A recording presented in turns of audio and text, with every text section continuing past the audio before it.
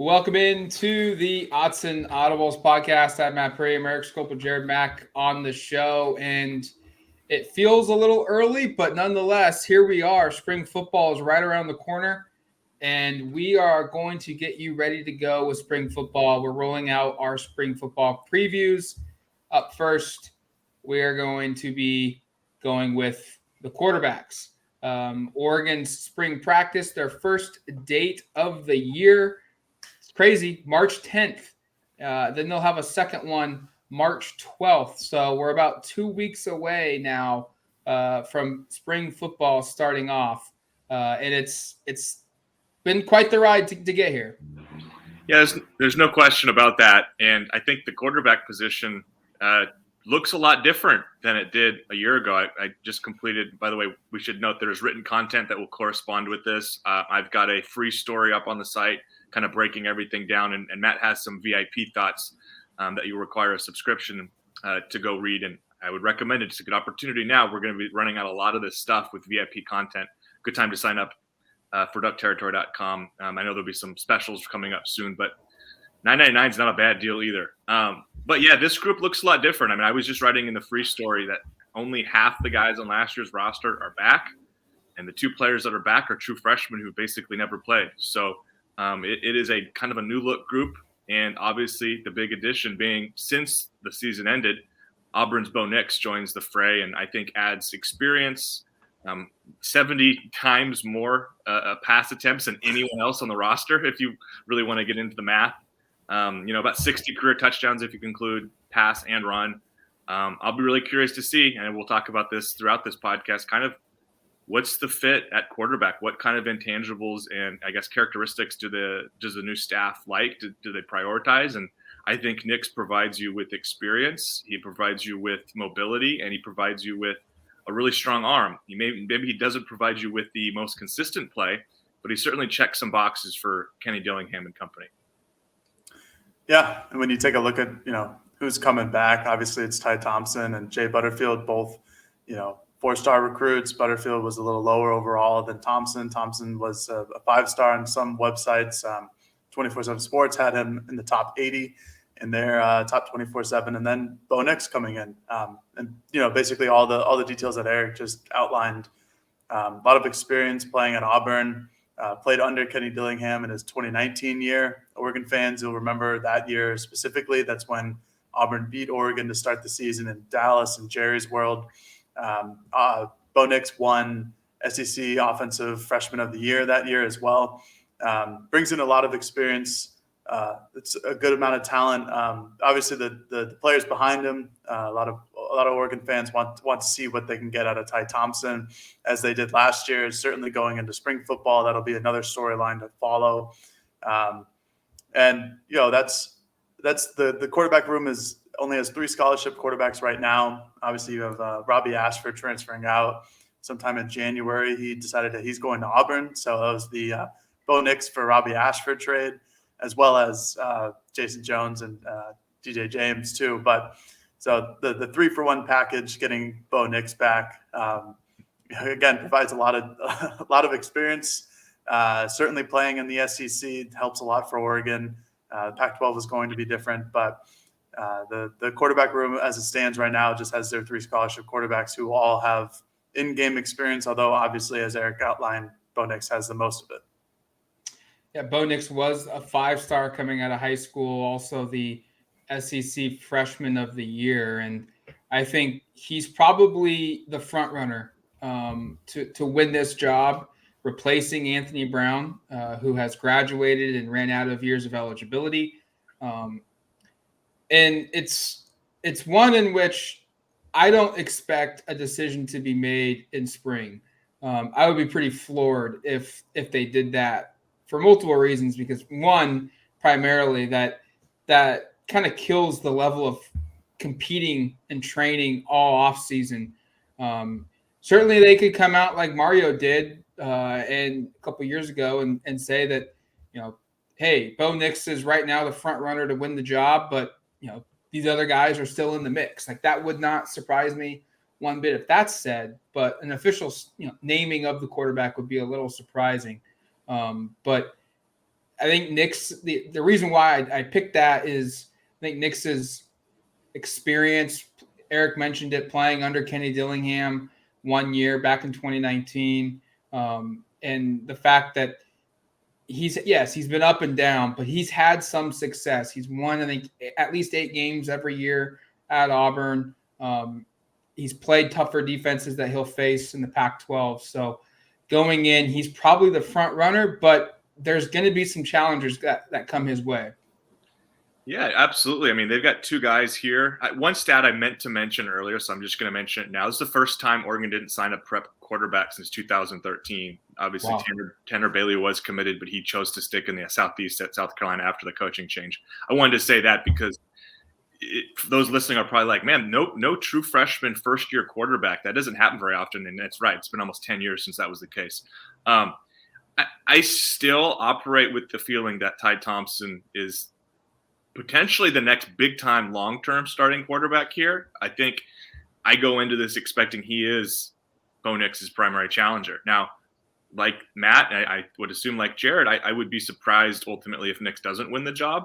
But a path towards Ty Thompson winning it would probably be one where, frankly, he's taken a huge step forward in a lot of the small things. Everybody knows the arm strength. And honestly, the physical part, sometimes you bring in a true freshman quarterback, Jay Butterfield being a good example, who's maybe needs some time in the in the weight room to kind of fill out. Ty Thompson is as put together as any true freshman quarterback I'd seen, certainly at Oregon. I mean, just physically put together. So it's not that part. It's not the physical part. It's some of that intangibles part. And I think you saw some of the shortcomings he had when he faced FBS competition, because against Stony Brook, I was just looking at the stats, 6 for 9, 82 yards, 2 touchdowns, pretty flawless showing. He goes out and faces a couple of Pac-12 caliber defenses. And again, mind you, not good ones in Arizona and Colorado. And he goes 1 for 6 with an interception, 5 yards. So clearly there needs to be a step up in terms of reading defenses, knowing his offense. And one of the challenges here, and I think why Bo Nix makes sense and why one of these younger guys has a pretty large uphill battle, is the familiarity, at least with Kenny Dillingham and some of what he wants to do, because now you're asking both of these young quarterbacks to kind of learn a system that I would expect Bo Nix has an advantage with, at least understanding. So, but to me, the path there for Ty is just a huge step forward, a huge improvement, because in terms of the physical traits, he's not far behind Bo Nix. In fact, he does some things that Nix can't do. It's just a matter of who can be the most consistent and who can fit best with what Kenny Dillingham wants to do. And that's why, for me right now, I give Bo Nix the edge. But I wouldn't be surprised if we come out of spring feeling like, hey, maybe this is where it's headed. And that's going to require a big spring game from probably both of those guys to really feel that way. If you had to put like a betting line on it, I think Bo Nix would be the runaway favorite at this point. Just for everything that Erik just mentioned, specifically working with Dillingham in the past in 2019 at Auburn. If you go back and look at Bo Nix's stat, I did this a long time ago when Bo Nix initially announced his transfer to Oregon. That was his most effective season. It might not have been his highest passer rating season or completion percentage season, but in terms of throwing the ball downfield and trying to move the ball through the air, that was it, that 2019 season. So I would expect most of that to happen again this time around, and Bo Nix with 3 more years of experience under his belt at Auburn. 2 more years under his belt at Auburn. But yeah, for all the reasons you outlined for Ty Thompson in terms of his potential to get this job, he has to improve on all the little things, and that's fine. That's what most quarterbacks have to do when they come out of the high school level, because the difference in high school defenses and college defenses is astronomical. And unless you're the Trevor Lawrence, the Justin Fields, maybe the Arch Mannings of the world, those things just don't come very naturally. That's a lot of time in the film room. That's a lot of time working in extra practices, working with coaches. But that's part of the reason why Dan Lanning brought Kenny Dillingham to Oregon, because he's somewhat of a QB whisperer, QB guru with his offenses and making easy reads and things like that. But I wouldn't put it past Jay Butterfield to making an attempt of just raising some eyebrows there. I think he's still truly talented. We saw him just very briefly this last season. He probably doesn't have the arm strength that Ty Thompson has. I don't think a lot of players do, just because of just how natural it comes to Thompson. But, I would expect all 3 of them to go into spring camp and really think that the job is theirs and really put some competition on each other. And I think that's the healthiest thing for any locker room. Like Matt was saying, for Oregon to announce that, one of these guys is the starter after spring would be ridiculous, just because there could still be a lot of upward growth and improvement over the summer as well. But for Ty and Butterfield to really show that they're comparable to Bo Nix, they really have to have a really strong offseason in terms of reading defenses, working on in-between throws, medium routes, getting their deep ball to get a little more tight and consistent in its trajectory and its target. But for Thompson to be ranked as highly as he is, or as he was, excuse me, there's a lot of reasons to believe that he can do that over the course of an offseason because of how much he improved in high school.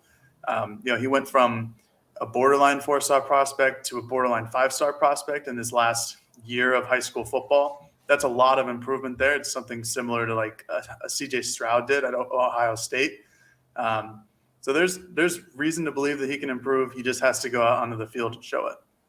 All right, we're going to take a quick break. And when we come back, we'll discuss some questions that we have of this position group and then who wins the job ultimately and some spring game thoughts going into spring practice starting up here real quick. All right, welcome back to the Autzen Audibles Podcast.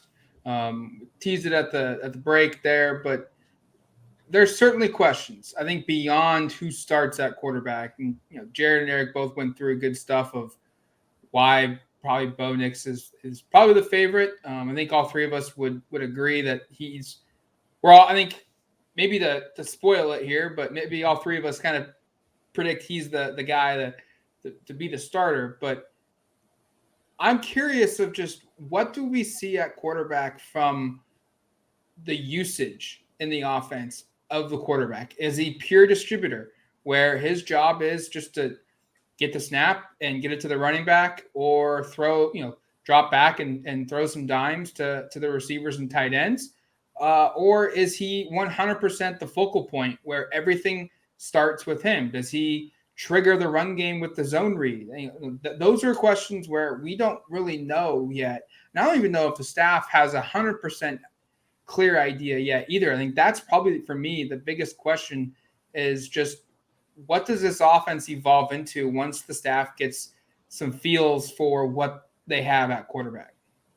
I think that's a great question. And again, one we aren't privy to the answers for. I mean, I think I go back to the comments Dillingham made this spring about wanting to find one-on-one matchups. And obviously that requires receivers winning. That requires running backs winning in space. And that might require quarterbacks winning in space with the ball in their hands. My expectation is that they're going to find, whether it's Bo Nix or Ty Thompson or Jay Butterfield, if they think those guys can get out in a zone read and maybe get on the edge and beat a player in space and create some yards, I think that's something they'll look to do. If they don't feel like whoever ends up winning the job is capable of that. And I do want to know, Bo Nix, I think it's kind of, some people don't recognize he has like 20 career rushing touchdowns and ran for more than 300 yards. And I think his first 2 years, like he's a capable runner, and so that could be a component that maybe gets overlooked there. I think maybe some people want to suggest Ty Thompson is the superior runner.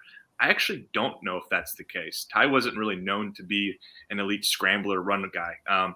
The question for me, though, if we're all going to throw a question out, for me is, this competition is kind of twofold. I think you've got the immediate 2022 starting quarterback job, but then you kind of have in the background here the Ty Thompson, Jay Butterfield part. And my question is, through spring, does one of those guys really separate from the other? Because the previous staff seemed to indicate that separation never really happened, and that it really was Ty and Jay. And Ty got more looks, and I think they even kind of in order would say Ty over Jay, but it wasn't, from at least their perspective, or at least what they said publicly, so drastic or clear that one of them really separated. Does that happen in the spring is probably the other thing I think I'll be curious about. I'll jump into my question overall because I have a similar one there. It's just the development level of these guys in the offseason and through spring camp. Because I'll have an article up on duckterritory.com about Oregon's quarterback recruiting and a little bit of the history of there. And we've seen a couple 4-star quarterbacks come into Oregon and not take the reins when it's kind of open to them. And so that's what I'm going to be looking at with Ty Thompson and Butterfield in terms of, well, how much have they improved? Because I think quarterback improvement over the previous regime has been a question mark. How much have these quarterbacks improved if they really can't separate themselves between three of them? Just like Erik mentioned, I think Ty was the number two, but I don't think he was the clear number two for a long time. And maybe he did improve over the season. We never got to go to a practice over the season and see that he was actually improving. But when Anthony Brown goes down against Stony Brook, Ty Thompson was the number two. There wasn't much consideration of putting in Butterfield or Robbie Ashford at the time. So I think that's my biggest question going forward with that. But that'll all come during spring ball and seeing what they look like in practice and against in the scrimmages as well. Should note, Bo Nix had ankle surgery back in November when he was with Auburn. That kept him out of the last two games of the regular season, and we think he's going to be healthy for spring ball, but we don't really have quite confirmation of his full availability, and that could maybe impact things here a little bit for the development of Nix at Oregon, because it's all about developing that chemistry with your receivers and your tight ends and the offensive line. And it also could be something that closes the gap if he's not fully ready between him and the freshman. And I think that goes into the spring game, just our expectations for this one. I'm curious to see. It's going to be very similar to, I think, the spring game after Herbert left, when Tyler Shuck had a big performance, and or maybe the year before Herbert left. It's one of those years where we could see two or three different quarterbacks have really big spring games and really cloud the waters of what we expect is the starter. Because look, think back to last year. Robbie Ashford was the star. And he's not even on the team anymore because he didn't feel like he had a viable path of playing time. Yeah, that was going to be my spring game thought is how much does the spring game performance really matter? And I think as you were saying, Matt, like Tyler Shuck had a really good spring game when in Justin Herbert's last year in 19. You think about some of the players who performed well in those spring games. Tyler Shuck did end up being a very good quarterback at Oregon. So that kind of muddies the water. Then you also got the Marcus Mariota goes out in a spring game and it's just like balls, like just absolutely incredible. And everyone's kind of like, all right, he's going to be great. And then he's absolutely incredible and better than I think even expectations. So sometimes these spring game performances, and I know we're not talking about something that's like legitimately 2 months in the future, but like sometimes these spring game performances, it's kind of hard to read too much into it. But I will say, like, I think it's really important that both Ty and Jay, as the freshmen, go out and play at a really high level. Because if we come away being like, and again, if Bo Nix isn't going to play somehow, if that's a possibility, and both of those two players kind of stink it up in the spring game, I think you're going to go into the offseason with some real concerns, not just about the short-term future, but about the long-term future. I think, because ultimately I think we all think Bo Nix is going to win the job. So the spring game could provide fans some of the most action we're going to see from either of those guys this calendar year.